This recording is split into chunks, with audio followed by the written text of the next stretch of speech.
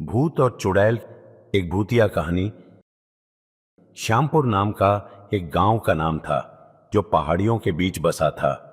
चारों ओर घने जंगल और एक पुराने किले के खंडहर गांव की सीमाओं को घेरे हुए थे। इस गांव में रात होते ही अजीबोगरीब घटनाएं घटने लगती थीं। लोगों का मानना था कि यहाँ एक भूत और एक चुड़ैल का साया है जो गांव के लोगों को परेशान करता है।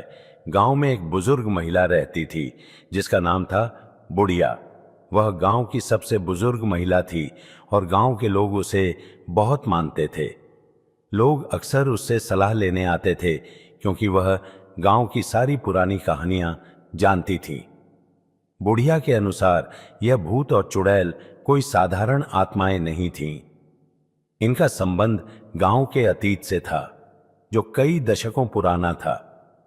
गांव के पास के किले में एक राजकुमारी रहती थी जिसका नाम रागिनी था। रागिनी बहुत सुंदर और बुद्धिमान थी।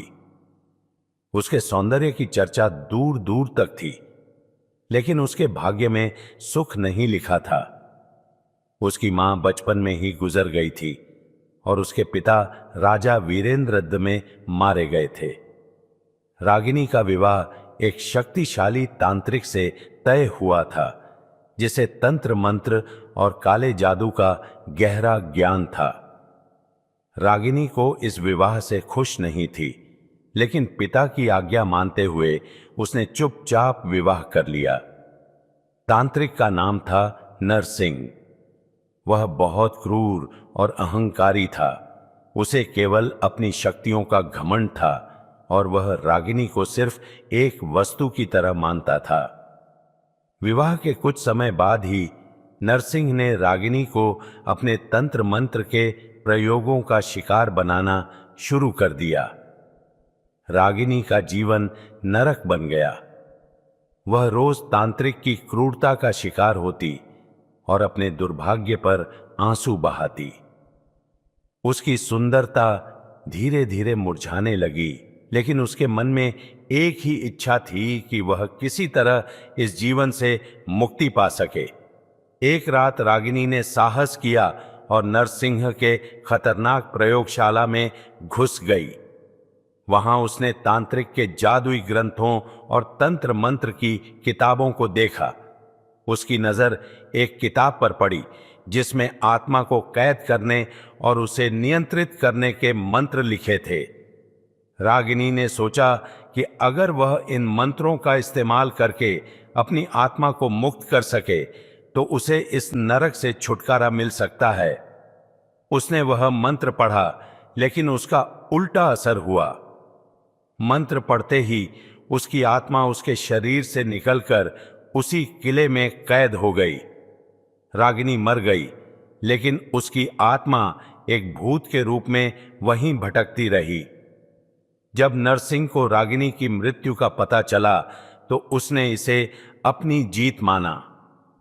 उसने सोचा कि अब वह अपनी शक्तियों को और बढ़ा सकेगा, लेकिन कुछ दिनों बाद ही उसे एहसास हुआ कि रागिनी की आत्मा अब भी उस किले में है। उसे पता चला कि रागिनी की आत्मा ने चुड़ैल का रूप धारण कर लिया है और वह अब भी नरसिंह के जादुई ग्रंथों की रखवाली कर रही है। रागिनी की आत्मा अब चुड़ैल बन गई थी और उसके दिल में बदले की आग जल रही थी। वह नरसिंह से बदला लेना चाहती थी। नरसिंह ने कई बार कोशिश की कि वह रागिनी की आत्मा को अपने वश में कर सके, लेकिन हर बार असफल रहा। रागिनी की आत्मा बहुत शक्तिशाली हो गई थी और अब वह नरसिंह को अपने जाल में फंसाना चाहती थी। एक रात नरसिंह ने एक बहुत ही खतरनाक अनुष्ठान किया। उसने सोचा कि वह इस अनुष्ठान से रागिनी की आत्मा को पूरी तरह से समाप्त कर देगा, लेकिन अनुष्ठान करते समय रागिनी की आत्मा ने चुड़ैल के रूप में प्रकट होकर नरसिंह पर हमला कर दिया। नरसिंह की सारी शक्तियां धरी की धरी रह गईं और वह रागिनी की आत्मा से हार गया। रागिनी ने नरसिंह को मार डाला, लेकिन उसकी आत्मा को शांति नहीं मिली। वह किले में भटकती रही। गांव के लोग इस घटना के बाद से ही परेशान रहने लगे। रात होते ही लोगों को अजीब अजीब आवाजें सुनाई देने लगीं। कभी किसी के घर में अचानक आग लग जाती तो कभी कोई गायब हो जाता। गांव के बड़े बुजुर्ग बताते थे कि यह सब रागिनी की आत्मा और नरसिंह की बुरी आत्मा का काम है। लोग डर के मारे सूरज ढलते ही अपने घरों में बंद हो जाते और किसी भी अनजान आवाज या घटना पर ध्यान नहीं देते। एक दिन गांव में एक साधु आया। वह दूर दूर तक अपनी तपस्या और सिद्धियों के लिए प्रसिद्ध था। गांव वालों ने उसे अपनी समस्या बताई और मदद की गुहार लगाई।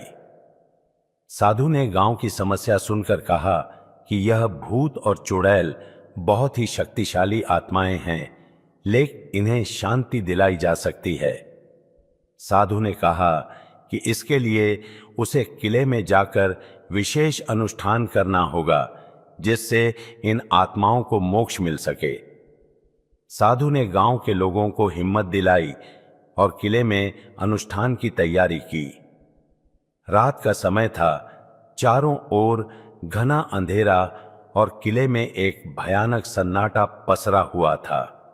साधु ने अपने मंत्रों और तंत्र मंत्र से अनुष्ठान शुरू किया। कुछ ही देर में किले के अंदर अजीब अजीब घटनाएं घटने लगीं। कभी हवा तेज हो जाती, कभी अचानक आग की लपटें उठने लगती। लेकिन साधु ने अपना धैर्य नहीं खोया और लगातार मंत्र जाप करता रहा। अंत में रागिनी की आत्मा ने चुड़ैल के रूप में प्रकट होकर साधु से कहा, तुम कौन हो जो मेरी शांति भंग करने आए हो?